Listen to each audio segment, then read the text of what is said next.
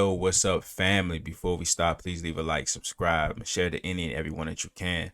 With that being said, let's get right into it, man. The Celtics win 112-94 against the Washington Wizards. Just gonna go through the flow of this game right quick. First quarter, the Celtics started off very hot. I think they started either 3 for 3 or 4 for 4 on their first couple of threes.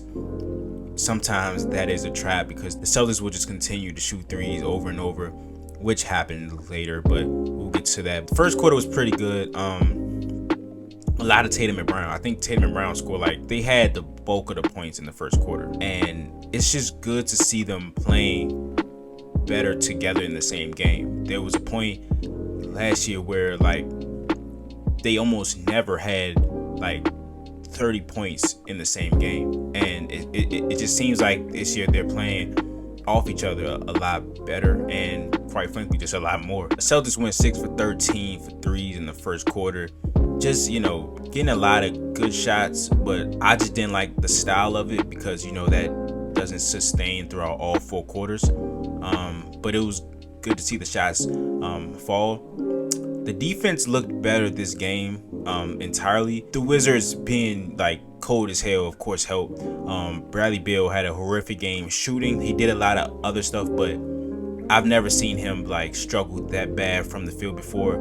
He didn't really get to the line at all, so that helped too. But the Celtics did force the Wizards into some very tough shots, and the only guy on that team that I trust to hit consistent tough shots is, of course, Brad Beal, but he wasn't hitting. Guys like Kuzma, who have become a very good role player in this league, a guy that can average 18 and 9. He's more of a catch and shoot and drive guy. Monte can hit some in between shots, but he's not a guy I fear on the offensive side of the ball. Hachimura can hit some tough shots, but he's just too inconsistent. And Porzingis, the end of that second quarter, they got a run, and it was fueled by the size and activity of Porzingis. In the first half, he had 13 and 9. The Wizards had 11 offensive rebounds in the first half, but it did not hurt until that run at the end of the second quarter. Of course, the Celtics cooled off from 3 in the second quarter. They went 4 for 12. 10 for 25 isn't bad, but I just know that them starting off hot is a trap for them to just keep shooting threes. Now, I'll get to the type of threes in the third quarter, but that second quarter for Porzingis, where he was just shooting over people, he was getting the offensive rebounds and putting the ball right back up. He had a lot of tap in putbacks that were impressive because he has great touch around the painted area. He's just not there enough because he's a 7'2" shooting guard. So he doesn't really back down opponents. He just shoots over them, which if it works for you, it works for you. But I would just rather see him, be more aggressive in the painted area, which is a place where he can do some damage, of course, which he did at the end of the second quarter. But the Celtics got sloppy in the second quarter, but overall the Celtics played good for 90% of that first half. It's just that run at the end of the second quarter that hurt them a little bit. Now the second half, the third quarter, both teams were cold. For the first 6 minutes of the third quarter, neither team could hit a shot, and I hated the way the Celtics were playing.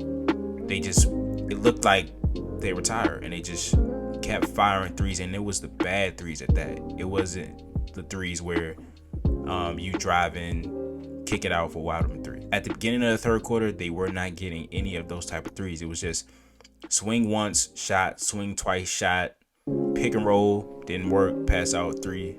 I didn't like how they were generating the threes, and it showed because the offense was cold, but luckily the Wizards were not scoring either. What turned the tide in that third quarter? Malcolm Brogdon. Like I said, the Celtics were not getting any driving kicks out. They weren't doing anything on offense. They were just chucking threes.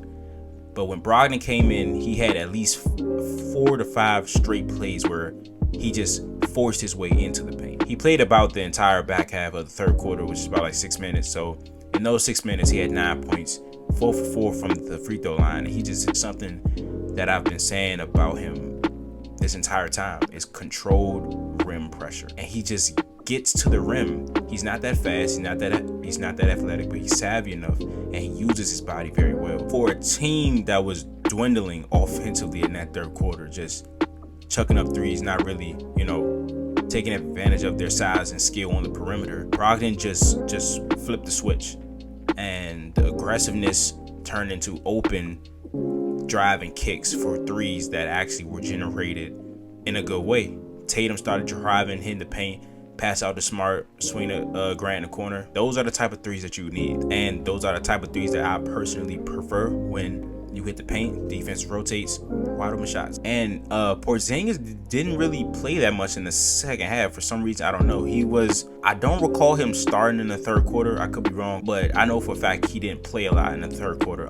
Because that whole spell when both teams were cold at the beginning of the third quarter, KP was not in there, and I was just like, he was their best source of offense in the second quarter. I don't know why he's not out there, but he had 13 and 9 in the first half. He finished the game with 17 and 13, so he clearly slowed down. The Celtics cleaned up the offensive rebounds. Luke Cornett was a great surprise in this game. He gets dunked on a lot, but he does change some shots at the rim for sure. And that three he hit, the Garden went wild. It was good. It was great. But yeah, that's the game for the Celtics, and a very important part to this game that I think I didn't really hear anybody talk about yet is no Celtic played over 30 minutes. Tatum had 27, Brown 29 minutes, Al 23. I think Smart had 29. I think Brogdon was also there with Al with like 23. No Celtic played over 30 minutes. And it is important in an Eastern Conference that has gotten tougher this year. There's not a lot of off nights, but when you have an opportunity to take care of your business, you can't let teams back in the game. There was about a 2 to 3 year span where the Celtics were a team that was good enough to get up by 20 points, but they just couldn't finish the game. And that was some of the most frustrating basketball from the Celtics as a fan. When you know the team can win games because they get up by 20, but they just can't finish it. They have the talent to get that lead, but not the mental fortitude to get it done. And it hurt, but in a game like this where you can have your stars play under 30 minutes and have your bench, like guys like Sam Hauser, who made a big impact, his spacing is needed. He's a specialist. You have to give up something to get something. And everybody was saying, oh, maybe he's not ready defensively.